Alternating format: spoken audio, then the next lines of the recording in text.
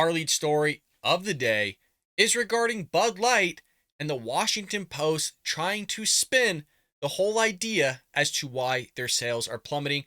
Before we get into anything today, support a true American patriot by hitting that like and subscribe button.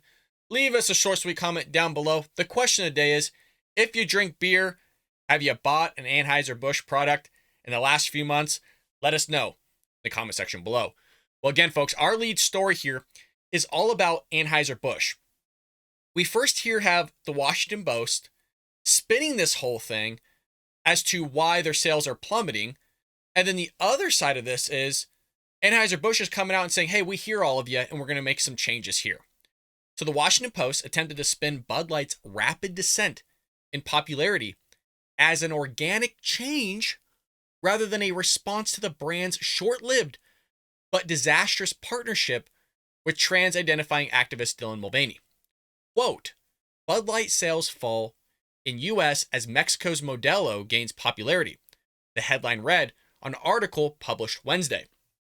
But the sub-headline suggested that even though the brand had been targeted by boycotts, it had likely lost its perch as America's most popular beer because of a long-term trend. Really?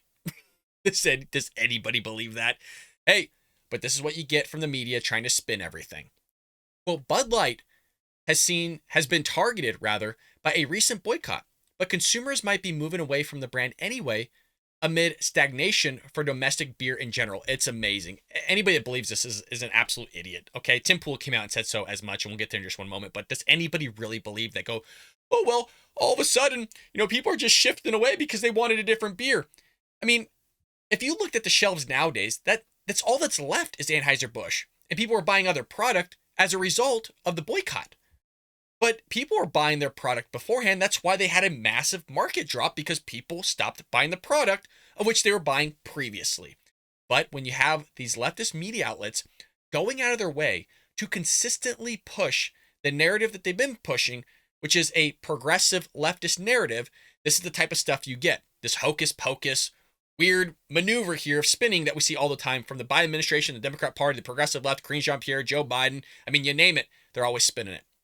Critics immediately pointed to the extremely rapid drop-off in sales, which had coincided almost exactly with Bud Light's ill-fated partnership with Mulvaney and the brand's decision to place two marketing executives connected to said partnership on leave, and said that to suggest the two weren't connected required a level of disbelief that they just couldn't muster.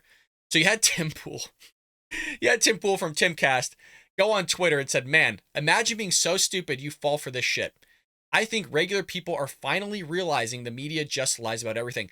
Yes, literally everything. And I think that's why there's certain podcasts out there that have grown in the last, 10 roughly years, like Timcast. You have, Joe Rogan's been around for a while, but you have literally the Daily Wire with Ben Shapiro, Michael Knowles, Andrew Klavan. Like, there's certain outlets that call out the media's hypocrisy, which is what we do here on the Bald Brad Show, and expose them for what they're doing of spinning, manipulating, rather than doing their job, which is to bring the truth and be kind of that fourth check on the government. There's three branches of government. They all check one another. But the journalists out there, we're supposed to be kind of that fourth check and bring truth to the American people and expose whatever's going on. And they stopped doing that. So rather than being a fourth check of government, they're just now going and coinciding with whatever the government's doing and massaging the shoulders of the Democrat Party consistently. Well, a 25% drop in sales was going to happen anyway. Holy Lord, you gotta be kidding me. You gotta be kidding me. WAPO is indistinguishable from parody. 100% agree. I mean, if you look at what the left is doing in the Democrat Party, it's satire. Like, if we made these jokes 20 years ago when we were kids or a little bit younger, folks, I mean, it was taken as a joke. It was taken as hysterical, satire, comedy, make-believe, not going to happen, maybe a little bit of truth. Now, when you do the exact same thing, it's not satire anymore. It's just real. And it's tough to even joke around because you're like, man, I don't know if that's much of a joke anymore because that's just what's happening. Like, before, you used to talk about homeless people defecating in front of children and all those things. It's like, yeah, it was dark humor back then, but now it's just happening in LA, Chicago, Philadelphia, Washington, D.C., New York City. I mean, you name it, it's happening. Or you have some sort of bit that they used to do back in the day. Now it's just truth. It's just purely comical. Well, imagine believing this if you really think that Bud Light's drastic drop in sales is from consumers being tired of domestic beer. I have a beachfront home to sell you in Iowa. That's pretty good. That's pretty good. Radio host Buck Sexton added the left will be increasingly desperate to convince conservatives that their highly successful campaign against Bud Light wasn't effective after all, and definitely shouldn't be duplicated against other woke targets. I mean, targets, no pun intended, because Target's taking a massive hit right now. I mean, everybody that's going with this LGBTQ plus pride idea, Americans just in general have had enough, and conservatives are a big part of that market space in all consumer products and services. So now that we're finally rising up, now it's kind of bringing alarmism to these corporations that are losing billions and billions of dollars. But again, we have to understand this, because I don't think a lot of people really see how destructive the left is. And again, I wrote an entire book on the left destroying America, Trojan horse, how the left is destroying America. This is just one avenue, folks. They will literally destroy entire corporations. You're seeing that with Disney right now. Disney is being destroyed by these executives pushing this leftist progressive idea. You can have gay characters all you want, but it's not just about pushing out gay characters or trans characters and all this stuff. You're pushing it out on our children. And that's kind of where Americans have had enough of all this. You're pushing it out on our children, whether it's in school, whether it's heck in the media, whether it's hell, just everywhere, billboards, advertisements, you name it, it's there. That's where the main problem is. Conservatives, Republicans went along with the whole thing of like, hey, if you want to be gay, that's fine. More of a liberalism type of viewpoint of like, hey, just leave us alone. We're going to leave you alone. We're not going to push our religious viewpoint on you. Don't push your viewpoint on us. We can go our merry way. We're all Americans at the end of the day.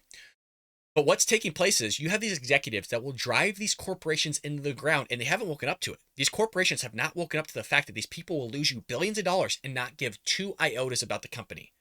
Whereas you look back in the day, a lot of employees really wanted to see the company and the corporation progress. They cared about it. They put their sweat, blood, and tears into that corporation, yes, for a paycheck, but also because they believed in what that corporation's doing. These people want to destroy these corporations from the inside out. They don't care about the bottom number. And these corporations, again, still haven't woken up. So speaking of still haven't woken up, Anheuser-Busch released a statement on Friday, so right before the weekend, in response to the backlash that the company triggered earlier this year when one of its brands, Bud Light, decided to partner with a controversial transgender activist for a paid marketing engagement. So sales for Bud Light have fallen more than 25%. Wild. That's why you go to any grocery store, any Target, Walmart, heck, you name it. That's all that's left is Anheuser-Busch products. And its competitors have since seen a large increase in their sales. As I've mentioned, and I got backlash, by the way, from some people, when we had Mr. Wonderful from Shark Tank talking about this whole idea, and I was saying, hey, Bud Light, if they want to recover, they just need to go dark for like a long time. And it kind of contradicted what Mr. Wonderful was saying, because I was saying, hey, he's like, oh, we'll just go dark for a couple months. I'm like, no, you need to go dark from like 6 months to a year. I'm not saying go fully dark. What I mean by is you need to sit there and just leave everybody alone and figure out your branding, what you want and need to do, which is going to be downsizing at the end of the day. But I got pushback on that. And I said, what Bud Light didn't realize was there's a huge opportunity for people to go and get a different type of beer on the shelf. And it's a really easy to look to the right 1 inch and grab a beer that maybe you were thinking about trying in the past. Maybe that's Fat Tire or Newcastle. Hell, I'm in the craft beer. Or I love IPAs, double IPAs. If you get a triple IPA, absolutely phenomenal. But they didn't understand. I'm assuming that you could just go grab a different beer and that Boycott was relatively easy. I got pushback for saying something obvious like that because people's brain don't work sometimes. Well, enough of that. Other brands for Anheuser-Busch have also taken a significant hit, including Budweiser. That was 11.2% drop. Michelob Ultra, 6.5%, Busch Light, 5.2%, and Natural Light, 4.9%, according to the numbers released last month. Anheuser-Busch CEO Brendan Whitworth, weird name, appeared to acknowledge with his most recent statement that the backlash the company is facing is having a significant impact at the company. Here we go. Here's a quote. We recognize that over the last 2 months, the discussion surrounding our company and Bud Light has moved away from beer, and this has impacted our customers, our business partners, and our employees. The statement began, we are a beer company and beer is for everyone. He said that the company was announcing 3 important actions as we continue to move our business forward in the light of backlash. First, we're investing to protect the jobs of our frontline employees. Basically saying there's probably some downsizing going on here, which, gee, what did I say a few months ago was something they needed to do? And I got pushback on. Was probably to downsize. And so they're saying, hey, kind of the ones that have been around here for a while, our frontline employees, we need to protect and take care of. And a part of that also goes into kind of those frontline employees. They're actually the drivers that are being harassed by people. If you see a Bud Light driver, folks, they're an employee, okay? Stop hounding them, leaving them alone. They're just trying to pay their bills here. That's kind of one aspect of what they're talking about. It goes hand in hand. Second, we are providing financial assistance to our independent wholesalers to help them support their employees. You can't believe this. He also said in his final point, which was addressed to the company's valued customers and consumers, that the company hears you. No, you don't. No, you don't. You're making this statement months and months later. After this whole backlash, about a month or two or a month and a half into it, when this boycott was going on, there was clear uproar about this whole thing, mega pushback. They were still sponsoring Pride events. Like, they were going out of their way to sponsor these Pride events amidst this backlash that was taking place. You don't hear anybody. Sure, you hear it. Everybody hears it. I mean, the whole world hears what you did, and you're getting these huge backlash. But you can hear somebody but not take any action, and still hasn't apologized. That's the crazy thing here. You haven't apologized anything because the ESG score and the woke movement's too important to your customers. So you're going to sit there and try to BS us in the same way Washington Post tried to BS the American public by spinning this whole thing. Our summer advertising launches next week, and you can look forward to Bud Light reinforcing what you've always loved about our brand. That it's easy to drink and easy to enjoy, he said. As we move forward, we will focus on what we do best, brewing great beer and earning our place in moments that matter to you. I just don't know if they can get out of this hole, and that's kind of a question for all of you. Do you think Bud Light can turn this around? Do you think Anheuser-Busch can turn this around? Because I don't know, man. I think the damage, I think it cut people really deep, and it's going to take a long time to wound that, or should I say, repair that wound. I mean, hell, I remember as a kid, even now as a man, right? You look back at those old Bud Light posters with the women in the bikinis and stuff like that, wearing the American flag bikini and all that other stuff, holding a brew. Look, maybe go back to that, huh?